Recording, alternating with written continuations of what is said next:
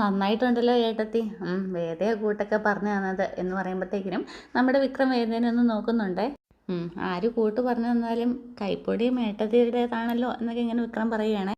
ശ്രീജയുടെ കൈപ്പുണ്യം അല്ലെങ്കിൽ നല്ലതാടാ എന്ന് പറഞ്ഞിട്ട് വിച്ചും കയ്യിലിരുത്താൻ കാപ്പി ഒഴിച്ചുകൊണ്ടിരുന്ന ഗ്ലാസ് അവിടെ ഒഴിച്ച് കളഞ്ഞിട്ട് നീ അത് ഇത്തിരി ഇതിനകത്തോട്ട് ഒഴിക്കാൻ പറയുകയാണേ. അപ്പം നമ്മുടെ ശ്രീജയായിട്ട് പറയുന്നുണ്ട്, അടുക്കളയിലുണ്ട് വിച്ചു ഏട്ടാ, ഞാൻ എടുത്തു തരാം, അല്ലെങ്കിലും എനിക്കിത് മുഴുവൻ വേണ്ട ഇടത്തി എന്ന് പറഞ്ഞിട്ട് നമ്മുടെ വിശ്വത്തിന് നമ്മുടെ വിക്രം കൊടുക്കുന്നുണ്ടേ. കിട്ടിയപടി നമ്മുടെ വിശ്വം അതെല്ലാം കൂടെ എടുത്ത് നാക്കിലോട്ട് ഒഴുക്കി ഇങ്ങോട്ട് വന്നിട്ട് ചൂട് കാരണം ഒട്ട് സഹിക്കാൻ വയ്യേ. അപ്പോഴത്തേക്കിനും വേദ പറയുന്നുണ്ട്, അയ്യോ അത്ര നല്ല ചൂടുണ്ടായിരുന്നല്ലോ വിശ്വമായിട്ട് എന്നിങ്ങനെ പറയുവാണേ. അങ്ങനെ നാക്കൊക്കെ അയ്യോ അയ്യോ അയ്യോ അയ്യോ എന്ന് പറഞ്ഞിട്ട് കാക്കുമോ കേട്ടോ. പറഞ്ഞത് ശരിയാ, കൈപ്പുണ്യം എനിക്ക് ഫീൽ ചെയ്യുന്നുണ്ടെന്നിങ്ങനെ പറയുകയാണേ. എന്നിട്ട് പിന്നെ വിക്രം ചോദിക്കുക, ഇനി വേണം ചോദിക്കുക, വേണ്ടാന്നൊക്കെ പറയും കേട്ടോ. അങ്ങനെ സൂപ്പൊക്കെ കുടിച്ചുകൊണ്ടിരിക്കുമ്പോഴത്തേക്കിനാണ് പെട്ടെന്ന് അങ്ങോട്ടേക്ക് ഒരു കാർ വന്ന് നിൽക്കുന്നത്. നോക്കുമ്പോഴത്തേക്കിനും ശ്രീകാര്യൻ ശ്രീനിവാസൻ കേട്ടോ. എന്നിട്ട് നമ്മുടെ വിശ്വം പറയുന്നുണ്ട്, ശ്രീനിവാസൻ സാറോ എന്നൊക്കെ ഇങ്ങനെ പറയും കേട്ടോ. പെട്ടെന്ന് വിക്രം നമ്മുടെ സൂപ്പ് കുടിച്ചുകൊണ്ടിരുന്നൊക്കെ അവിടെ വെച്ചിട്ട് ചാടി എണീക്കാൻ നോക്കുവാണേ. എന്നിട്ട് വേദനയൊക്കെ ഉണ്ടല്ലോ, പതിയാണ് വരുന്നതൊക്കെ. സാറ് ഇവിടെ നിന്നൊക്കെ ചോദിക്കുവേ. അന്നേരം പറയും, നിനക്ക് എന്തെങ്കിലും പറ്റിയെന്ന് അറിഞ്ഞു കഴിഞ്ഞാൽ പിന്നെ എനിക്കും വെറുതെ മിണ്ടാതിരിക്കാൻ പറ്റത്തില്ലല്ലോ, പറ എന്താ ഉണ്ടായെന്ന് ഇങ്ങനെ ചോദിക്കുക. അപ്പോൾ നമ്മുടെ വിക്രം അതേന്ന് പറയുമ്പോഴത്തേക്കും നമ്മുടെ വിശ്വം ചെന്നിട്ട് പറയേ, വിക്രവും വേദം കൂടെ അമ്പലത്തിൽ പോയപ്പോഴത്തേക്കിനും പോലീസുകാർ വന്ന് പെറ്റി കേസിന് ചാർജ് ചെയ്തു. വന്നിട്ട് നല്ല രീതിയിലൊന്ന് പെരുമാറി എന്ന് പറയുവാണേ. വിക്രം എന്നിട്ട് അകത്തിരുന്ന് സംസാരിക്കാമെന്നും പറഞ്ഞിട്ട് വിക്രത്തിൻ്റെ റൂമിലോട്ട് കൂട്ടിക്കൊണ്ട് പോവുകയാണേ. അന്നേരത്തേക്കിനും നമ്മുടെ വേദം വന്നിട്ട് പറയും, അത് ശരിയാണ് വിക്രം, വീട്ടിലൊരാൾ കാണാനായിട്ട് വരുമ്പോഴത്തേക്കിനും ആ ചായപ്പിലേക്കാണോ കൊണ്ടുപോകുന്നതെന്ന് ഇങ്ങനെ ചോദിക്കുവാണേ. വേദ എന്നിട്ട് ശ്രീനി സാറ് വരൂ, അകത്തേക്ക് ഇരിക്കാന്നൊക്കെ പറഞ്ഞിട്ട് അകത്തേക്ക് കൂട്ടിക്കൊണ്ട് പോവുകയാണ് കേട്ടോ. ഈ തിണ്ണയിലിരിക്കാം, അതാണ് സുഖം എന്ന് പറഞ്ഞിട്ട് ശ്രീനിവാസൻ സാർ അവിടെ വന്നിരിക്കുവാണേ. ഞാൻ കുടിക്കാൻ എന്തെങ്കിലും എടുക്കാൻ പറഞ്ഞ് വേദ പോകാനായിട്ട് ഒരുങ്ങുമ്പോഴത്തേക്കിനും ഞാൻ എടുക്കാൻ വേദയെന്ന് പറഞ്ഞ് നമ്മുടെ ശ്രീചേട്ടത്തി അങ്ങോട്ടേക്ക് പോവുകയാണേ. വെള്ളം പിഴിഞ്ഞുകൊണ്ടിരിക്കുന്നതിനിടയ്ക്ക് നമ്മുടെ വേദ ചോദിക്കുന്നുണ്ട്, ഇനിയിപ്പം അതിന് പ്രതികാരം ചെയ്യാനുള്ള പുറപ്പാടായിരിക്കുമോ ശ്രീചേട്ടത്തി എന്നൊക്കെ ചോദിക്കുമ്പോഴത്തേക്കിനും നമ്മുടെ ശ്രീചേട്ടത്തി പറയുന്നുണ്ട്, ശ്രീകാര്യം ശ്രീനിവാസനായതുകൊണ്ട് അതിനുള്ള പുറപ്പാട് തന്നെ ആയിരിക്കും, അത് വീണ്ടും വിക്രമന് പുലിവാകലാകാതിരുന്നാൽ മതിയായിരുന്നു എന്നൊക്കെ ഇങ്ങനെ നമ്മുടെ ശ്രീചേട്ടത്തി പറയുന്നുണ്ട്. അപ്പോഴത്തേക്കും നമ്മുടെ നന്ദിനിയും വിനായകനും കൂടെ അങ്ങോട്ടേക്ക് വരുന്നുണ്ട് കേട്ടോ. എന്നിട്ട് വിനായകൻ ചോദിക്കുന്നുണ്ട്, എന്താ പുതിയ പ്രശ്നം എന്നൊക്കെ. അപ്പോൾ നമ്മുടെ വേദ പറയുകയാണ്, വിക്രമൻ്റെ ആചാര്യ ഗുരു വന്നിട്ടുണ്ട്, ശ്രീകാര്യം ശ്രീനിവാസനോ എന്നിങ്ങനെ ചോദിക്കുമ്പോൾ അത് തന്നെയെന്ന് പറയും കേട്ടോ. ഇനിയിപ്പം അടുത്ത പരിപാടിക്കുള്ള പുറപ്പാടാണോ എന്നറിയില്ല എന്നും പറയുന്നുണ്ട്.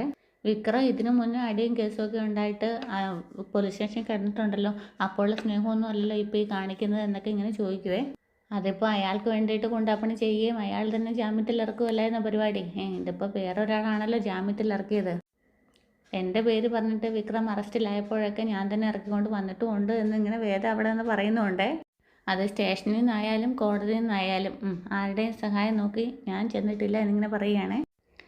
എന്നിട്ട് പിന്നെ നമ്മുടെ ജ്യൂസും എടുത്തുകൊണ്ട് നമ്മുടെ ശ്രീജയടുത്ത് വരുന്നുണ്ട്. അതിന് പുറകെ നമ്മുടെ വേദയും വരുന്നുണ്ട് കേട്ടോ.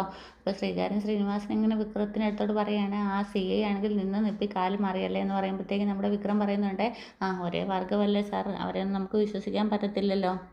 വേദ അത്യാവശ്യം ലൈവ് പോയതുകൊണ്ട് കാര്യമായി, കുറേ പേര് കാര്യങ്ങളൊക്കെ അറിഞ്ഞു എന്നിങ്ങനെ പറയുകയാണ്. അയാൾക്ക് എന്നെ ഒന്ന് കിട്ടിയാലല്ലേ കുടയാൻ പറ്റത്തുള്ളൂ, അതിനെന്തെങ്കിലും കാരണമല്ലേ വേണ്ടുള്ളൂ. അപ്പോൾ അങ്ങനെ കാരണം കിട്ടുന്നു, എന്നെ ഉള്ളിലാക്കുന്നു, അത് തരുന്നു, അത്രേ ഉള്ളൂ സാർ എന്നിങ്ങനെ പറയുകയാണേ. നമ്മുടെ നാരങ്ങ വെള്ളം കൊണ്ടുവരുമ്പോഴത്തേക്കിനും നാക്ക് പൊള്ളി ഇരിക്കുവാണ്. നാരങ്ങ വെള്ളം ഇങ്ങനെ താന്ന് പറഞ്ഞിട്ട് നമ്മുടെ വിക്ഷം തന്നെ ആദ്യം എടുക്കുന്നുണ്ട്. പിന്നെ ശ്രീകാര്യൻ ശ്രീനിവാസൻ കൊടുത്തിട്ട് ബാക്കി വന്ന കൂടെ രണ്ടുപേർക്കും കൊടുക്കുവാണേ.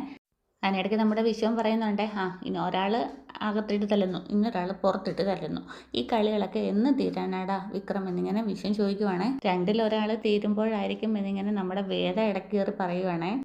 അല്ലേ ശ്രീനി സാർ, രാഷ്ട്രീയക്കാരാകുമ്പോഴത്തേക്കിനും തല്ലുകൊള്ളുന്നവരും തല്ലാൻ പോകുന്നവരും എല്ലാവരും നല്ല അനുയായികൾ തന്നെയല്ലേ, രക്തസാക്ഷികളാകുകയല്ലേ അവർ. തല്ലാൻ പോകുന്നതും തല്ലുകൊള്ളുന്നതും ചാകുന്നതും എല്ലാം രാഷ്ട്രീയ പ്രവർത്തനമല്ലേ എന്നിങ്ങനെ പറയുകയാണേ.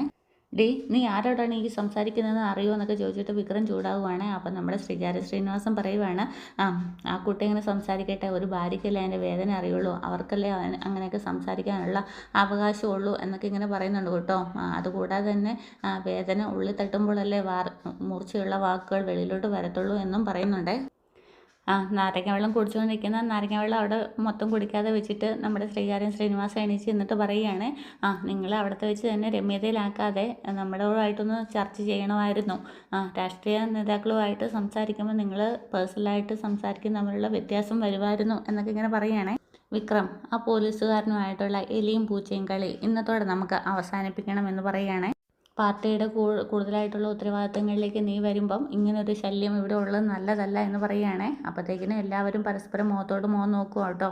അപ്പോൾ വിനായകൻ ചോദിക്കുവേ, സാർ എന്താ പറഞ്ഞു വരുന്നതെന്ന് ചോദിക്കുവേ. എന്നിട്ട് വേദ എന്നത്തേക്കിനും പറയും, പ്ലീസ് ആവശ്യമില്ലാത്ത കാര്യങ്ങൾ ചെയ്തിട്ട് ഇനി ഒരു കേസും കൂടെ വിക്രത്തിന് തലയിലാക്കല്ലെന്ന് പറയുകയാണേ. അപ്പോഴത്തേക്കിനും എടീന്ന് വിളിച്ചുകൊണ്ട് വിക്രം വേദനെ തല്ലാനായിട്ട് ഒരുങ്ങും. അന്നേരത്തേക്കിനും ശ്രീനിവാസൻ പിടിച്ച് നിർത്തും കേട്ടോ. അന്നേരത്തേക്കിനും ശ്രീനിവാസൻ സാറ് പറയുന്നുണ്ട്, ഇനി ആ പുള്ളിക്കാരനെ മാറ്റിയിട്ട് കുറച്ചുകൂടെ ഫ്രണ്ട്ലി ആയിട്ടുള്ള ഒരാളിനെ ഇങ്ങോട്ടേക്ക് എത്തിച്ചാൽ പോരെ നിങ്ങൾ ചോദിക്കുവാണേ. ഓ, സ്ഥലം മാറ്റിക്കാനുള്ള കാര്യമാണോ ഇങ്ങനെ പറയുകയാണേ. പാളയത്തിൽ തന്നെ പടമുള്ള സമയത്ത് അതനുസരിച്ചിട്ട് കളിക്കുന്നതല്ലേ നല്ലത് എന്നിങ്ങനെ ശ്രീനിവാസൻ സാറ് പറയുന്നുണ്ടേ. സാറിന് ഈ വിഷയത്തിൽ ഇടപെടണ്ട. ഞാൻ എന്താണെങ്കിലും അവനെ ഒന്നുകൂടെ കാണും. അത് കഴിഞ്ഞതിന് ശേഷം പ്രശ്നങ്ങൾ രമ്യതയിലാവുകയാണെങ്കിൽ അതല്ലേ നല്ലതെന്ന് ഇങ്ങനെ പറയുകയാണ്. അപ്പോൾ വേദ വിക്രമനെ ഇങ്ങനെ നോക്കുന്നുണ്ടേ. അപ്പോഴത്തേക്കിനും ശ്രീനിവാസൻ സാറ് നമ്മുടെ കുറച്ച് നാരങ്ങ വെള്ളം കൂടെ കുടിച്ചിട്ട് നീ റെസ്റ്റ് എടുക്കുക, ഞാൻ ഏതൊക്കെയാലും ഇറങ്ങുവാന്നും പറഞ്ഞ് അവിടെ നിന്ന് ഇറങ്ങുവാണേ. ഇനി എന്ത് വേണമെന്നുള്ള കാര്യങ്ങൾ നമുക്ക് ആലോചിക്കാമെന്നൊക്കെ പറഞ്ഞിട്ട് ശരി വേദാന്നും പറഞ്ഞ് ഇറങ്ങുവാണേ. അപ്പോൾ ഇറങ്ങാൻ നിൽക്കുമ്പോഴത്തേക്കും നിൽക്കണം എന്ന് പറഞ്ഞുകൊണ്ട് സൗണ്ട് കേൾക്കുകയാണേ. നോക്കുമ്പോഴത്തേക്കും നമ്മുടെ മാഷാണ് കേട്ടോ. ഒരു കയ്യിലൊരു കൊലയും അതുപോലെ തന്നെ വെള്ളരിക്കയും പാവയ്ക്കയായിട്ട് അമ്മ പുറകെയും ഉണ്ടേ. എന്ത് തോന്നിയാസം ചെയ്തെന്നാലും നിങ്ങൾ അവൻ്റെ കൂടെ ഉണ്ടെന്നുള്ള ഉറപ്പുണ്ടല്ലോ, അതാണ് കൊടുക്കാതിരിക്കേണ്ടത് എന്ന് പറഞ്ഞുകൊണ്ട് മുണ്ടും മടക്കി കുത്തിയിട്ടാണ് നമ്മുടെ മാഷ് കാര്യം പറയുന്നത്. തെരുവ് നായ്ക്കൾ കൂട്ടുകൂടുമ്പോഴും കൂട്ടത്തിലെ ചില നായ്ക്കൾ കടിച്ചു കീറുന്ന കണ്ടിട്ടില്ലേ? തലമുതിർത്ത നായ്ക്കൾ കൂടെയുണ്ടെന്നുള്ള അഹങ്കാരമാണത്. അമ്മയെ മതി ഒന്ന് നിർത്താൻ പറയാൻ ഇങ്ങനെ വിക്രം പറയേ. അന്നേരത്തേക്കിനും നമ്മുടെ മാഷ് പറയുകയാണ്, എൻ്റെ വീട്ടിൽ നിന്ന് എന്ത് പറയണമെന്ന് ഞാൻ തീരുമാനിക്കും എന്നിങ്ങനെ പറയുമ്പം കമലമ്മ ഇങ്ങനെ വന്നിട്ട് മാഷേന്നൊക്കെ വിളിക്കുന്നുണ്ടേ. മാഷ് പറഞ്ഞോളൂ, അതിനുള്ള അർഹത മാഷിനുണ്ട് എന്നിങ്ങനെ പറയുകയാണ്. എനിക്കറിയാം, ഞാൻ എത്ര ശ്രമിച്ചാലും എത്ര നന്നാവാൻ ശ്രമിച്ചെന്നാലും ഭൂതകാലം എന്ന് പറയുന്നത് ഒരു വാളായിട്ട് തൂങ്ങിക്കിടപ്പുണ്ടാവും എന്നിങ്ങനെ പറയുന്നുണ്ടേ. മാഷിനെ പോലെയൊക്കെ ഉള്ളവർ അത് മാത്രമേ ഓർക്കുകയുള്ളൂ. എന്നിട്ട് ശ്രീനിവാസൻ സാറ് നമ്മുടെ മാഷിനെ മുന്നോട്ട് വന്ന് കൈ തൊഴുതുകൊണ്ട് പറയുകയാണ്, എൻ്റെ കൂടെ വന്നവരോട് തെറ്റായ വഴിക്ക് പോകാൻ ഞാൻ ഒരിക്കലും പറഞ്ഞിട്ടില്ല എന്ന് പറയുന്നുണ്ടേ. പറയുകയില്ല, കഴിവതും നിയമം നമ്മളായിട്ട് എടുക്കല്ലെന്നേ ഞാൻ പറയാറുള്ളൂ. പക്ഷേ മാഷിനറിയാലോ, രാഷ്ട്രീയം എന്ന് പറയുന്നത് ഒരു ഓട്ട മത്സരം പോലെ തന്നെയാണ്. എല്ലാവരും ജയിക്കാനായി ഓടുന്നു, ആ കൂട്ടത്തിൽ വീണു പോകാതിരിക്കാനായി ഒരു മുൻകരുതൽ. അത്തരം സെൽഫ് ഡിഫെൻസെയാണ് നാട്ടുകാർ ഒരു തരത്തിൽ പറഞ്ഞാൽ അക്രമവാസികളെന്ന് പറയുന്നത്. അങ്ങനെയുള്ളവരിൽ ഒരു സൈഡ് മാത്രം വിശ്വസിക്കുന്നവരെ എന്നെ പഴിക്കുന്നു, രണ്ടും തിരിച്ചറിയുന്നവരെ എന്നെ പിന്തുടരുകയും ചെയ്യുന്നു. ഭാഗ്യവശാൽ എന്നെ പിന്തുണയ്ക്കുന്നവരുടെ എണ്ണം കൂടിയും വരുന്നുണ്ട്. ആ കൂട്ടത്തിൽ ഒരിക്കൽ മാഷ് ഉണ്ടാവുമെന്നാണ് എൻ്റെ പ്രതീക്ഷയും വിശ്വാസവും. അങ്ങനെയൊക്കെ പറഞ്ഞിട്ട് വരട്ടെ മാഷെ, വരട്ടെ അമ്മേ, വരട്ടെ വേദേ, വരട്ടെ വിക്രം എന്നൊക്കെ പറഞ്ഞിട്ട് എല്ലാവരുടെ അടുത്തും യാത്ര പറഞ്ഞിട്ടാണ് നമ്മുടെ ശ്രീനിവാസൻ സാറ് പോകുന്നത്. അപ്പോഴത്തേക്കിനും വിക്രം അവർ ഇവിടെ ചെല്ലാനായിട്ട് ഒരുങ്ങുവേ. നീ ഇവിടെ നിന്നാൽ മതി, അങ്ങോട്ടേക്ക് ഇറങ്ങി വരേണ്ടതെന്ന് പറഞ്ഞ് അവർ പോവേ. അവർ പോയി കഴിയുമ്പോഴത്തേക്കിനും വിക്രം ഇങ്ങനെ ദേഷ്യത്തോടു കൂടി അച്ഛനും അമ്മേനെ നോക്കുക കേട്ടോ. അപ്പോഴത്തേക്കിനും അച്ഛൻ കമലം എന്ന് വിളിച്ചുകൊണ്ട് അങ്ങോട്ടേക്ക് മാറി പോവുകയാണേ. എന്തെങ്കിലും രണ്ട് വാക്ക് പറയാനിട്ട് വിക്രത്തിന് ഇങ്ങനെ ദേഷ്യം വന്ന് ഉള്ളിൽ മുഴുവൻ ഭയങ്കര ദേഷ്യം ഇങ്ങനെ കടിച്ചമർത്തി പിടിച്ചിരിക്കുകയാണേ. എന്നിട്ട് എല്ലാവരും ഇങ്ങനെ റൂമിൽ അടുക്കളയിൽ ഇങ്ങനെ ഇരിക്കുക കേട്ടോ. ശ്രീചേട്ടത്തെയും വേദയും അച്ഛനും അമ്മയും നന്ദിനിയേടത്തെയും എല്ലാവരും ഉണ്ട് കേട്ടോ. അന്നേരത്തേക്കിനും വിക്രം അങ്ങോട്ടേക്ക് കയറി വരുവാണേ. നിങ്ങളുടെ മുന്നിൽ പാഴായിപ്പോയ എന്നെ, പണിയെടുക്കാത്തവനും കൊള്ളരുതാത്തവനായ എന്നെ എൻ്റെ വഴിക്ക് വിട്ടുകൂടെ എന്നിങ്ങനെ ചോദിക്കുകയാണേ. ഞാൻ ചെയ്ത കാര്യങ്ങൾക്ക് വേണ്ടിയിട്ട് എന്നെ തേടി വരുന്നവരെ അപമാനിക്കേണ്ടതിൻ്റെ ആവശ്യകത എന്താണെന്നൊക്കെ ചോദിക്കുവാണേ. ശ്രീനി സാറിന് നിങ്ങളുടെയൊക്കെ മുന്നിൽ ഒരു നിലയും വിലയും ഇല്ലാത്തവനായിരിക്കാം, പക്ഷേ നാട്ടുകാരുടെ ഇടയിൽ അദ്ദേഹത്തിനൊരു വിലയൊക്കെ ഉണ്ട്. പാർട്ടി ഓഫീസിലും വീട്ടിലും ഓരോ ദിവസവും സങ്കടം പറയാനായിട്ട് എത്തുന്ന സാധാരണ ആൾക്കാരുണ്ട്. അവർക്ക് ആ മനുഷ്യന് വിശ്വാസം ഉണ്ടെങ്കിൽ അത് അദ്ദേഹം സ്വന്തം പ്രവൃത്തി എടുത്തുകൊണ്ട് നേടിയെടുത്തത് തന്നെയാണ്. അതെങ്ങനെയാ? 15 വയസ്സിൽ താഴെയുള്ള കുട്ടികളെ മാത്രം കണ്ടേ മാഷുമാർക്ക് ശീലമുള്ളൂ. അവരുടെ കണ്ണിൽ എല്ലാവരും തല്ലിയും വഴക്ക് പറഞ്ഞും പേടിപ്പിച്ചും നിലവിളിച്ചും ഒക്കെ നിർത്താനുള്ള കുട്ടികൾ മാത്രമായിരിക്കും അവർ. പക്ഷേ മുതിർന്നവരുടെ ലോകം അങ്ങനെയല്ല എന്നൊക്കെ ഇങ്ങനെ നമ്മുടെ വിക്രം കൂകി വിളിക്കുകയാണ്. അപ്പോഴത്തേക്കും നമ്മുടെ മാഷിനിങ്ങനെ ദേഷ്യം വന്ന് നിൽക്കുക കേട്ടോ. നമ്മുടെ മാഷ് ഇങ്ങനെ കെട്ടി വെച്ചിരിക്കുന്നതെല്ലാം പൊട്ടിച്ചെറിയുന്ന പോലെ കൈയൊക്കെ എടുത്ത് താഴത്തോട്ട് വെക്കുകയാണ്. എന്നിട്ട് എണീച്ചിട്ട് നമ്മുടെ വിക്രമിന് നേരെ പോയി നിന്നിട്ട് പറയുകയാണ്, അതേടാ, ഞങ്ങൾ മാഷന്മാർ തല്ലിയും ചെവിക്ക് പിടിച്ചും തന്നെയാണ് കുട്ടികളെയൊക്കെ വളർത്തിയിട്ടുള്ളത്. അതിൻ്റെ ഗുണം അവർ കാണിച്ചിട്ടുമുണ്ട്. ഡോക്ടർമാരും എഞ്ചിനീയർമാരും കളക്ടർമാരും ഒക്കെ ആയ കുട്ടികളാണവർ. എന്ത് പറഞ്ഞാലും ഉണ്ടൊരു ഡോക്ടറും കളക്ടറും എന്ന് പറഞ്ഞുകൊണ്ട് നമ്മുടെ വിക്രം ഇങ്ങനെ ദേഷ്യപ്പെടുവാണ് മാഷിൻ്റെ മുഖത്ത് നോക്കിയിട്ട്. എത്ര പേരുണ്ട് അച്ഛൻ പഠിപ്പിച്ച കണക്കിൽ ഡോക്ടർമാരും എഞ്ചിനീയർമാരും എന്ന് പറഞ്ഞുകൊണ്ട് നമ്മുടെ വിക്രം ഇങ്ങനെ ഷാർപ്പായിട്ട് സംസാരിക്കുകയാണ്. അച്ഛൻ്റെ മുഖത്ത് നോക്കിയിട്ട് എല്ലാവരും അന്താളിക്കുവാണേ. തത്തമ്മേ പൂച്ച എന്നും പറഞ്ഞ് പഠിപ്പിച്ച് വളർന്ന 3-4 ആൾക്കാരല്ലാതെ വേറെ ഒരു ഉദ്യോഗസ്ഥനും ഉണ്ടാവില്ല. അവരെ മാത്രമാണ് മാഷുമാരും ടീച്ചർമാരും പഠിപ്പിച്ചിട്ടുള്ളത്. ബാക്കിയുള്ള ഏത് കുട്ടികളെയാണ് മാഷുമാരും ടീച്ചർമാരും ശ്രദ്ധിച്ചിട്ടുള്ളത് എന്ന് ചോദിക്കുവാണേ. ഒരു ക്ലാസ്സിലെ 40-50 കുട്ടികളിൽ നിന്ന് എത്ര പേര് ഡോക്ടേഴ്സ് ആയിട്ടുണ്ടാവും? എത്ര പേര് എഞ്ചിനീയേഴ്സ് ആയിട്ടുണ്ടാവും? എത്ര പേര് കളക്ടറായിട്ടുണ്ടാവും?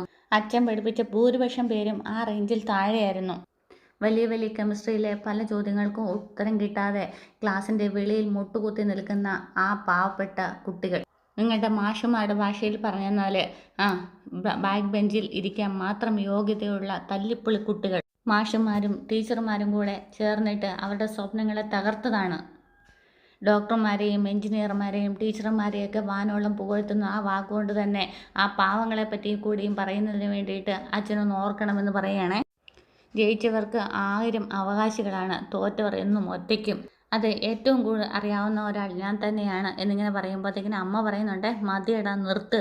നീ പറഞ്ഞ ഭൂരിപക്ഷം കുട്ടികളിൽ ഒരാളുണ്ടല്ലോ, ആ വ്യക്തി ആയിരുന്നില്ല നീ, അതും മറക്കരുത് എന്നും പറയുവാണേ. ചെന്ന് മുറിയിൽ നോക്ക്, സർട്ടിഫിക്കറ്റുകളും ട്രോഫികളും ഒക്കെ. ഓരോ പരീക്ഷ കഴിയുമ്പോഴും 1ാം റാങ്കുമായിട്ട് നീ തന്നെയാണ് ഞങ്ങളുടെ മുമ്പിലേക്ക് ഓടി വന്നിട്ടുള്ളത്. കമല, സ്കൂളിൽ പഠിച്ച പഠിപ്പും കോളേജിൽ പഠിച്ച പഠിപ്പും ഒന്നും പോരാഞ്ഞ് തോന്നിയിട്ടാണ് നിൻ്റെ മകൻ മറ്റൊരു കോഴ്സ് ഇപ്പോൾ തിരഞ്ഞെടുത്തിരിക്കുന്നത്. ആ കോഴ്സ് നല്ല രീതിയിൽ പഠിച്ചതുകൊണ്ടാണ് കോടതി അവനെ കുറച്ചു കാലം സെൻട്രൽ ജയിലിൽ ഇട്ടത്. അവിടെ നിന്നും മികച്ചൊരു പഠനം കഴിഞ്ഞതുകൊണ്ടാണ് ശ്രീകാര്യം ശ്രീനിവാസൻ്റെ എന്ന രാഷ്ട്രീയ പ്രവർത്തകൻ്റെ കീഴിൽ ഇവന് ജോലി ലഭിച്ചത്. ഒരു സാമൂഹ്യക്ഷേമ പ്രവർത്തകൻ എന്ന രീതിയിൽ ഇവന് ജോലി ലഭിച്ചത് എന്നൊക്കെ ഇങ്ങനെ മാഷ് പറയുകയാണേ. അങ്ങനെയൊക്കെ ചെയ്യുന്നതിൻ്റെ ഭാഗമായിട്ടാണ് അവൻ മുമ്പിലിരിക്കുന്ന പോലീസുകാരൻ്റെ കർണത്തടിച്ചത്. ഇനി മുതൽ കാര്യങ്ങളെ നമ്മൾ തിരിച്ചറിയേണ്ടത് അങ്ങനെയാണ്. അങ്ങനെ മനസ്സിലാക്കിയാൽ മതി കമലയെന്ന് പറയുമ്പോഴത്തേക്കിനും മാഷെ എന്ന് വിളിച്ചുകൊണ്ട് നമ്മുടെ വേദ വരുവേ. മാഷെ, ഇപ്പം നടന്ന സംഭവത്തിന് ഒരു കാരണമുണ്ട്. അവനും അവൻ്റെ നേതാവും ഈ നാട്ടിലെ പ്രബലരാണെന്ന് കാണിക്കാനൊരു ശ്രമം, അല്ലാതെ എന്താ? വിക്രത്തിൻ്റെ തെറ്റുകൊണ്ടല്ല ഇപ്പോൾ ഈ പ്രശ്നമൊക്കെ ഉണ്ടായത് എന്ന് പറയുമ്പോൾ അച്ഛൻ പറയുന്നുണ്ട്, ഒരുപാട് കാലമായിട്ടുള്ള പ്രശ്നത്തിൻ്റെ ബാക്കി പതിപ്പാണിത്. കൊണ്ടും കൊടുത്തും ഒക്കെ ഒരു കളി തുടങ്ങിയതിൻ്റെ ബാക്കി. ശരിയാണ്, പക്ഷേ ആ കളിയിൽ നിന്നും വിക്രം പതിയെ പിന്മാറും എന്നിങ്ങനെ വേദ പറയുവാണേ. എന്നിട്ട് വേദ വിക്രത്തിനെ നോക്കിയിട്ട് എനിക്ക് ഉറപ്പുണ്ടെന്ന് പറയുകയാണേ. കുറുനരിയെ വിശ്വസിച്ച് അവനെയും തേടി ഭക്ഷണം തേടി പുഴ കടന്നു പോയ ഒരു ഒട്ടകത്തിൻ്റെ കഥയുണ്ട്. വിശപ്പ് മാറിയപ്പോൾ കുറുനരി തൻ്റെ സ്വഭാവം പുറത്തെടുത്തു. വയറ് നിറഞ്ഞെന്നാൽ കൂവി വിളിക്കുന്നത് ഒരു ശീലമാണെന്ന് പറഞ്ഞ് നീട്ടി വിളിക്കാൻ തുടങ്ങി. ശബ്ദം കൂടിയപ്പോൾ ആൾക്കാരെല്ലാം ഓടിയെത്തി. ആൾക്കാരെല്ലാം വന്നു കഴിഞ്ഞപ്പോൾ കുറുനരി ഓടി രക്ഷപ്പെട്ടു. തല്ല് മുഴുവൻ കൊണ്ടത് ഒട്ടകത്തിനും. കുട്ടിക്ക് മനസ്സിലായല്ലോ, ഒട്ടകമാവരുത് എന്ന് പറഞ്ഞ് മാഷ് പോവുകയാണേ. അപ്പോഴത്തേക്കും നമ്മുടെ വേദ പുറകെ നിന്നിട്ട് മാഷേനെ വിളിക്കുക. ശരിയാണ്, കുറേ കാലമായിട്ട് മാഷ് കുട്ടികളെ പഠിപ്പിക്കാത്തത് കൊണ്ടായിരിക്കും അതിൻ്റെ ബാക്കി കഥ മറന്നത് എന്ന് പറയുകയാണേ. കുറച്ച് ദൂരം ചെന്നപ്പോൾ പുഴയുടെ മധ്യഭാഗത്തെത്തിയപ്പോൾ ഒട്ടകം വെള്ളത്തിൽ മുങ്ങി. കുറുനരി നിലവിളിച്ചു. അപ്പോൾ ഒട്ടകം പറഞ്ഞു, വയറ് നിറഞ്ഞെന്നാൽ വെള്ളത്തിൽ മുങ്ങുന്നത് ശീലമാണെന്ന്. മരണം ഉറപ്പായ കുറുനരി താൻ കാണിച്ച തെറ്റിന് മാപ്പ് പറഞ്ഞ് ക്ഷേണപേക്ഷിച്ചു. മനുഷ്യരെ തെറ്റ് ചെയ്യും മാഷേ, പക്ഷേ അത് തിരുത്താനും മനുഷ്യർക്കേ പറ്റൂ എന്നിങ്ങനെ കമലമ്മയുടെ കൂടെ നോക്കിയിട്ടാണ് വേദ മാഷിനോട് ഇങ്ങനെ പറയുന്നത്. അപ്പോൾ കമലമ്മയൊക്കെ ഇങ്ങനെ വേദന തട്ടിയിട്ട് പോവേ. ബാക്കി എല്ലാവരും ഇറങ്ങിപ്പോകും കേട്ടോ. അപ്പോഴത്തേക്കും നന്ദിനിക്കങ്ങ് ദേഷ്യം കയറിയിട്ട്, എടീ നീ ആരാണ് നന്ദിൻ്റെ വിചാരം എന്നൊക്കെ ചോദിച്ചുകൊണ്ട് ഇങ്ങോട്ട് വരികയാണ്. നീ എൻ്റെ അച്ഛനെ പഠിപ്പിക്കാറായോ എന്ന് ഞാൻ ചോദിച്ചെന്ന് പറയാം. ആരെ വേണമെങ്കിലും പഠിക്കാൻ ഒന്ന് റെഡിയായാൽ മതി എന്നിങ്ങനെ വേദ പറയേ. നീ അപ്പോൾ ഇവിടെ ഉള്ളവരെല്ലാം പഠിപ്പിക്കാൻ തീരുമാനിച്ചിരിക്കുകയാണല്ലേ എന്ന് പറയേ. അതെ, ഇവിടെ ഉള്ളവരെല്ലാം പഠിപ്പിച്ച് കഴിയുമ്പം പുറത്തേക്ക് ഇറങ്ങുമെന്നും പറയുകയാണേ. ആ കൂട്ടത്തിലേക്ക് പിന്നെ പോകുന്നത് നന്ദിനിയുടെ വീട്ടിലേക്കും ആയിരിക്കും എന്നിങ്ങനെ പറയുകയാണേ. അയ്യടി, അങ്ങനെ നീ എന്നെ പഠിപ്പിക്കാനൊന്നും ആയില്ല. അയ്യോ, അത് പോകുന്നത് പഠിപ്പിക്കാനല്ല, പഠിക്കാനാ. ഇങ്ങനൊരു മുതലിനെ എങ്ങനെ സൃഷ്ടിച്ചെടുത്തു എന്നറിയാനാന്ന് പറയേ. ഒന്നും അറിയാതെ പോകരുതല്ലോ എന്ന് പറഞ്ഞിട്ട് വേദ അവിടുന്ന് പോവേ. പിന്നീട് എന്താണെങ്കിലും നമ്മുടെ മാഷിന് ഒരുപാട് തിരിച്ചറിവുകൾ കിട്ടിയ മാതിരി കണ്ണിൽ നിന്ന് ഗ്ലാസ്സൊക്കെ ഒന്ന് എടുത്ത് മാറ്റി ഇന്ന് ആലോചിച്ചുകൊണ്ടിരിക്കുന്നിടത്താണ് ഇന്നത്തെ എപ്പിസോഡ് പൂർണ്ണമാകുന്നത്. അപ്പോൾ ചാനൽ ഇഷ്ടമായെങ്കിൽ സബ്സ്ക്രൈബ് ചെയ്യാനും ഷെയർ ചെയ്യാനും കമൻറ്റ് ചെയ്യാനും മറക്കരുത്. Okay, thank